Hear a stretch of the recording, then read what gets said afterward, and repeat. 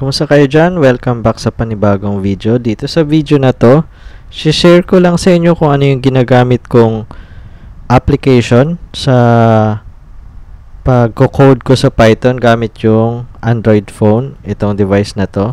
Kasi pwede din naman tayo makapag-code. Halimbawa, wala kang laptop o wala kang desktop computer, pwede kang makapag-code sa Android phone or sa iyong device na handheld device. Kahit sa mga tablet, meron na din. Ito yung tinatawag na Pydroid 3. Ayan. Makukuha yan sa Play Store. Diretso na tayo, no? Pero bago nga pala yan, kung bago ka lang dito sa channel ko, merong subscribe button dyan sa baba. Click mo lang yan, pati yung notification bell para updated ka sa mga bago kong video dito sa channel na to. Salamat kapag nakasubscribe ka na. Okay, available siya sa Play Store. Yan, punta lang kayo sa Play Store, tapos search nyo lang yung Pydroid. Pydroid 3. Yan. Hindi itong nasa taas itong pangalawa dito. So, meron akong install. Yan nga, okay lang i-update siya. Pydroid 3 IDE for Python. So, Python lang ang kaya niyang i-code at i-run dito sa IDE na to. Wala nang iba. So, kung gusto mo lang talagang Python, ito maganda to.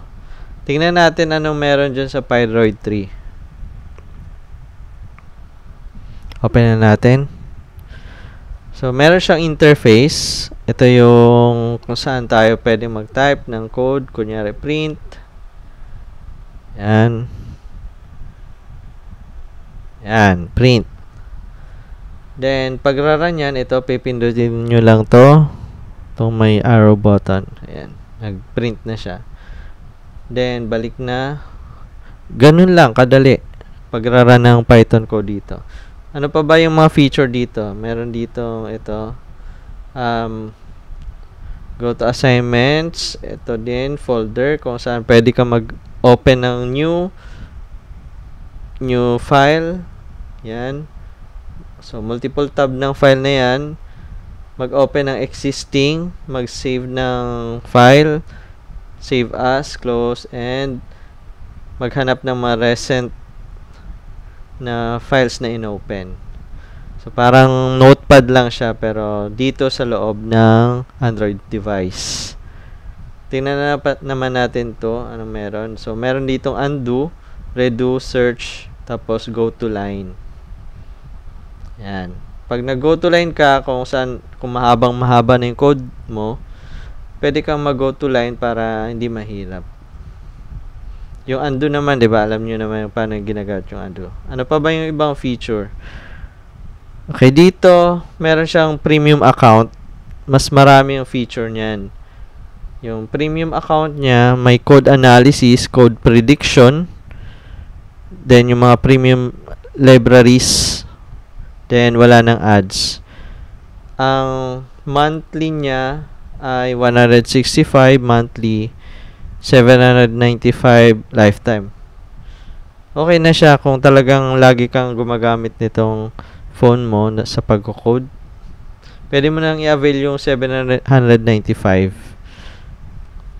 Then, ano pa bang mga feature nito? Yan. Interpreter. Pwedeng diretso na sa interpreter. Halimbawa, dito, on-the-fly coding. Pwede naman. Print. Ayan. Enter. Ayan. Ayan, on the fly yan. So, exit muna tayo. Ayan. Malabo na. Ayan. Ano pa ba? Terminal. Halos pares lang ng interpreter. Pero yung terminal kasi, wala pa siya sa Python interpreter. Tingnan nyo. Yan. Nasa CLI pa siya ng Android device. Wala pa siya sa Python interpreter. Kapag ginamit yung interpreter, nandun na agad sa interpreter. Okay. Kung gusto nyo naman mag-install ng mga bagong libraries na hindi existing pa dito sa IDE kasi yung default na mga Python libraries lang yung available. So, gagamitan nyo siya ng pip. Itong pip na to. Then, ito-type nyo dito yung pangalan ng libraries or module na available sa Python. Ayan, dyan pwedeng i-type. Kunyari, tkinter, madami yan. Halimbawa, yung sa data analytics, di ba? Maraming libraries dyan. So, gagamitin yung pip, parang nag-pip install ka lang din sa Windows. Then, another feature, share. Pwede nyo i-share to. Code nyo, paste bin. Yung isa pa sa maganda dito, meron na siyang mga samples eh. For example, ito. Yan. May mga sample code na dito na pwede kang pagayahan. Kunyari, nag-aaral ka pa lang ng bago sa programming ng Python. Pwede mong isa-isahin to. Kunyari, sa basics, merong hello world, text input, simple math function. Yan, madami. Sa NumPy, kunyari, more on sa data structures ka. Yan, data analytics, matplot. Yan, may mga samples na. Kunyari gusto mo nang magkaroon ng GUI, gamit ka ng Kivy. Yan, open mo. Yan, yan yung bagong yung code niya na sample. Ayan, sana ba tayo? Yan, sa samples yun, then pwede mong baguhin yung settings. Meron din siyang settings. Then, get more IDEs. Dito muna tayo sa settings. Yung appearance, pwedeng baguhin. Yung font size. Yung font type ng font. Kung theme, pwedeng dark theme. Yan. Yung editor theme, nakalight siya. Baguhin natin. Kunyari, dark. Ayan.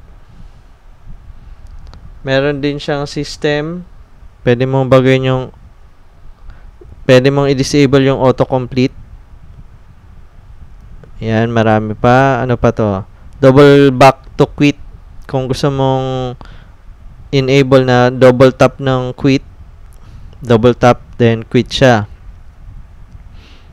Disable build isolation in pip. Additional permissions. Interpreter name. Yan. Ito yung mga settings na pang system naman siya. Then, code analysis. Meron siyang code analysis. Yan. Kunyari, magdi-debug ka. So, dapat naka-enable yung error, show warning, tsaka fatal. Para makita mo kung saan yung may problema sa mga code. Yan yun. By default, naka-enable siya. About and legal. Ito naman ay about dito sa version nitong na Pydroid. So, hindi naman kailangan siyang masyadong ayan, naging dark theme na. Ayan.